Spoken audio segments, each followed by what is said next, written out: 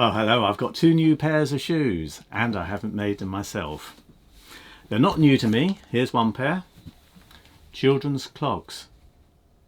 So these are wooden soled leather uppers and very traditional sort of formal footwear.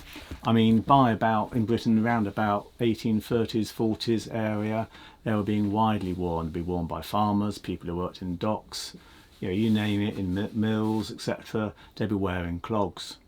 And they continued in popularity, very good in damp conditions, kept you off the ground. Right up through, they started to decline as you got through into the sort of 1920s, 30s, post-war becoming rarer.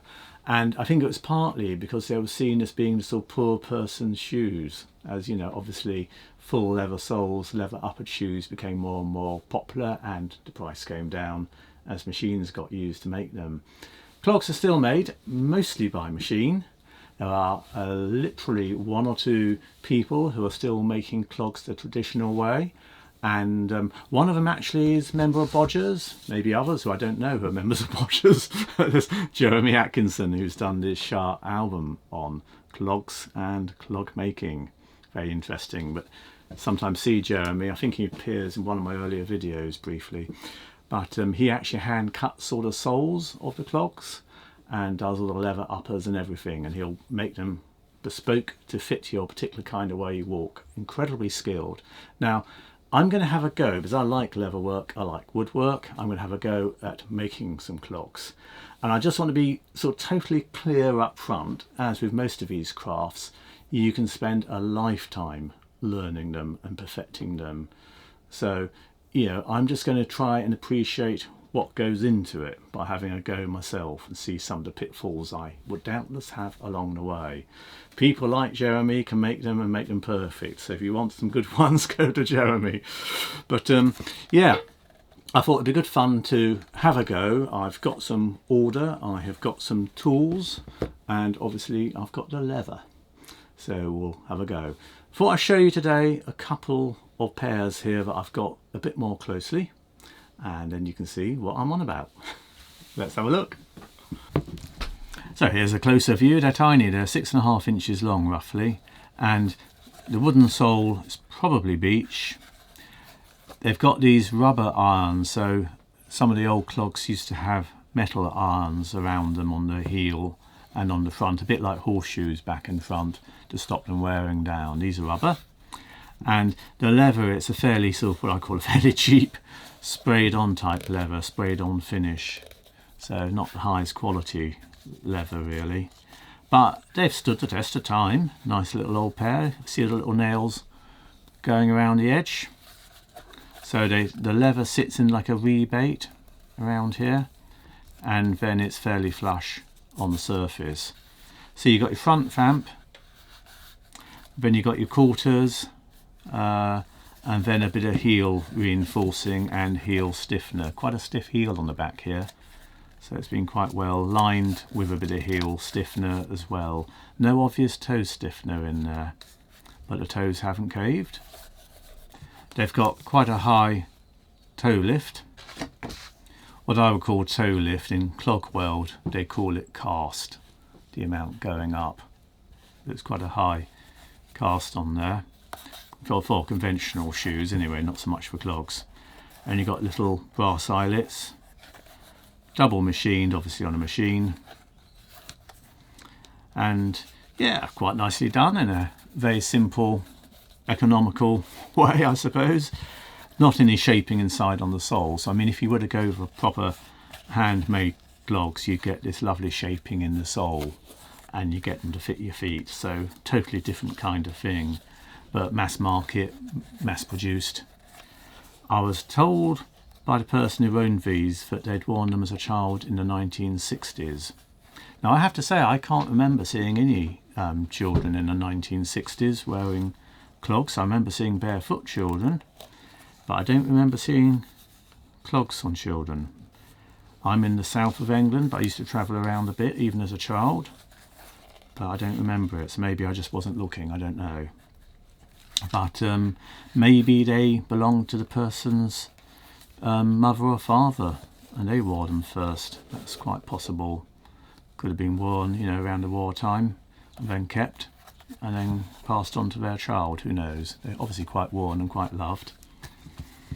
So that's one pair, and I've got these partly because I think they're rather nice items in their own right, but also I want to be able to look in detail at them and try and work out how to make something similar.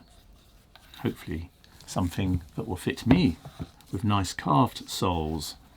So the other pair, you may wonder why uncharacteristically I've got polythene on my desk. I have a polythene bag here, and this is my other pair.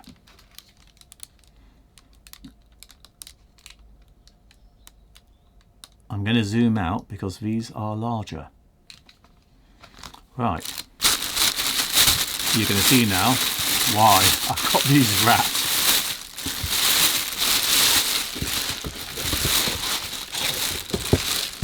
They're crumbling away already.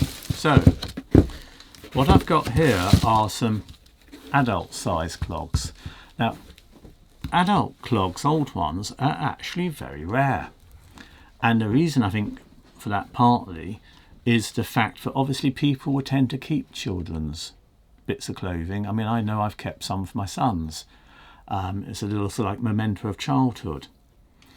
I guess as you get to an adult, if your shoes get worn out, you would probably just take the view, I'll pop those on the fire and keep warm. But anyway, it's an ideal opportunity when you get an old pair like this. I mean, it is so full of woodworm, it's untrue. That's crumbling away. And that's, I have to say, partly why I've gotten rather wrapped up. I think it's all completely dead woodworm, but I don't want this getting everywhere. But these have got the original arms on them. So it's a bit like horseshoes, back and front. And they've been hammered in to stop that sole wearing down. Of course, it makes you go click, clap, clappity clap as you walk along. And you can get a fairly good idea of how they've been made. It's a similar but more simple construction. So we've got the vamp here coming round as one piece. You've got your tongue there as well. And then you've got one piece of leather forming the whole of the back and the quarters, going wrapped right the way around. So essentially a two-piece leather construction, which is quite interesting. Quite crudely double seamed, where you're joining the quarters to the vamp in effect. The leather is so old and stiff that I think that it's hard to see. It's just so cobwebby inside. It's got like, it's not what I call a shoemaker's welt, but it has got a welt on the outside here. So what they've done is, in making this sole, they've cut the ledge for the leather, they've nailed the top leather to the sole, and then they've done this strip of leather, which in Clogland they call a welt. So quite different to what I see as a leather shoe welt, but it is called a welt, and that's nailed on top to sort of cover the join, give it a bit more water protection, etc. But that's the welt there. And these ones have also got the original toe tins on them. They're little, in this case it's brass, little plate that's been hammered on the front here so you don't wear the toes. If you look at these children ones, you can see the toes have taken quite a bit of wear. You imagine wearing these, say, in a factory, in a mill or something like that, or if you're on your, kneeling down a lot, your toes could get quite easily damaged. So toe tins are there to actually protect them. I'll show you the other foot, which I think is in even worse condition. Again, the leather is incredibly brittle. I will take care in handling this so I can work out exactly.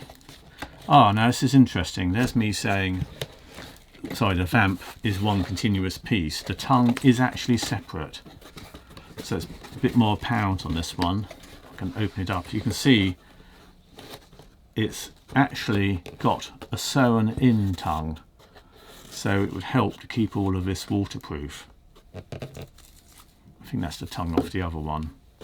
So yeah, this one has still got its sewn in tongue. I think it's also got what looks a bit like a mouse nest in there. It's full of debris and something that's red. Don't know what this is. Is it a shotgun cartridge? It is. Is that a 410 cartridge? It's definitely a shotgun cartridge.